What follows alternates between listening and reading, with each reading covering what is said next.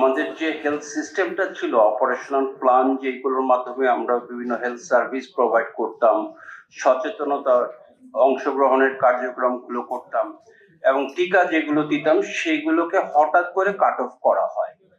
এবং বর্তমানে শিশুরা যে কথাটি বললেন, স্বাস্থ্যমন্ত্রী যেভাবে কথা বলছেন, এটাও এক ধরনের সিমটোমেটিক ট্রিটমেন্টের কথা বলা হচ্ছে বলে আমার কাছে ধারণা করা হচ্ছে। আমাদেরকে ওভারঅল যদি আমরা হেলথ সিস্টেমকে মাথায় না রেখে এই হার্মের বিষয়টাকে যদি আমরা ম্যানেজ না করি, তাহলে একই রকম সমস্যা আমরা পড়বো। আমি এখানে একটু ডাটা আপনাদেরকে দিয়ে বলি যে ইউএসএ তে দেখা যায় যে যত হাম আক্রান্ত শিশু হয় তার মধ্যে 0.2% মারা যায়, কিন্তু তাদের যদি ম্যালনিউট্রিশন থাকে তাহলে এই মৃত্যুর হারটা 10% পর্যন্ত হয়ে যায়।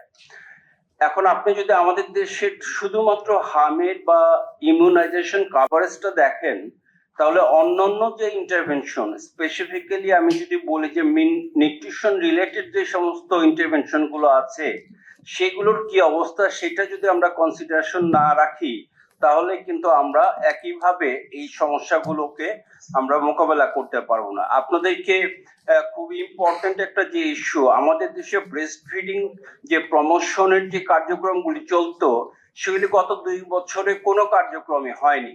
এবং আপনারা যখন এখন ডাটাটা পাচ্ছেন দেখেন যে আমরা কিন্তু ভ্যাকসিনেশন দিই 9 মাস থেকে, কিন্তু এখন দেখা যাচ্ছে 9 মাসের নিচে বাচ্চাদের সবচেয়ে বেশি হার্ম হচ্ছে।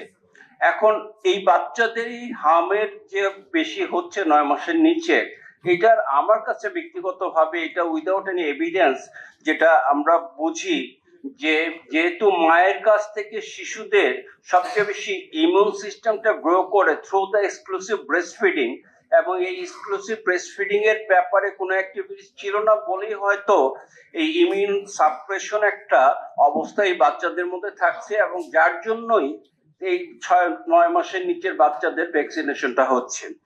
আমি সেকেন্ড যে কথাটি বলবো, আমরা প্রিভেনশনের কথাটা বলছি, এবং আমরা যে সমস্ত যেটা রফিক ভাই বললেন যে রাজশাহী মেডিকেল কলেজে আইসোলেশনের কথা বলা হয়েছে, এখানে সবচেয়ে বড় জিনিস হলো শুধুমাত্র হসপিটাল ইনফেক্টেড হওয়ার পর আইসোলেশন না, উই নিড এ কমিউনিটি এবং হাউস বেসড আইসোলেশন।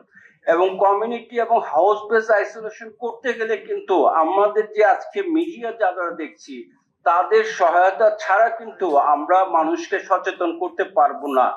আপনি দেখেন সমস্ত জায়গায় এখানে যদি আপনি মিডিয়া যে প্রমোশনটা করবে, কার্যক্রমগুলি করবে, এখানে যদি স্বাস্থ্য মন্ত্রণালয় বা অন্যান্য মন্ত্রণালয় থেকে যদি এই মিডিয়াকে সহায়তা করা না হয়, রিসোর্স না দেওয়া হয়, বা কি তথ্য দিতে হবে সেগুলি যদি না বলা হয়, তাহলে কিন্তু আমরা মানুষকে ঠিক শিশুরা যেভাবে মৃত্যু হওয়ার কথা সেটাকে আমরা প্রিভেন্ট করতে পারবো না। So we need a community এবং হোম বেসড আইসোলেশনে ইনফরমেশন ও প্রচারণাটা সবচেয়ে বেশি দরকার।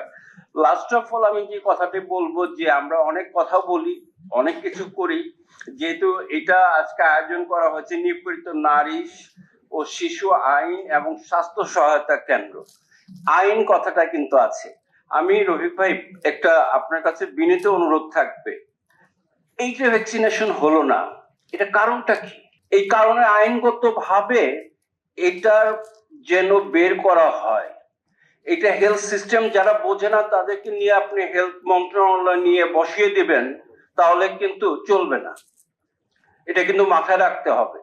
আমরা গত 2 বছরে যাদেরকে দিয়ে হেলথ সিস্টেম চালিয়েছি তারা কি হেলথ সিস্টেম বুঝতে পারতো কিনা সেটা একটা বিষয়, এবং তাদের ভুলের জন্য যদি আজকে এই শিশুদের মৃত্যু হয়ে থাকে তাহলে এটার আইনগত ভাবে বিচার ব্যবস্থা গ্রহণ করতে হবে।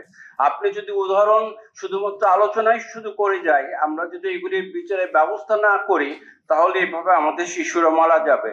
এবং লাস্ট যে কথাটি আমি আবার বলবো, আমাদের 6 মাসের শিশুদের কেন এরকম মিজেলস হচ্ছে এটার জন্য গবেষণা করাটা একটু সমন্বিত ভাবে উদ্যোগ এবং রিসোর্স দেওয়াটা খুবই জরুরি বলে আমি মনে করি।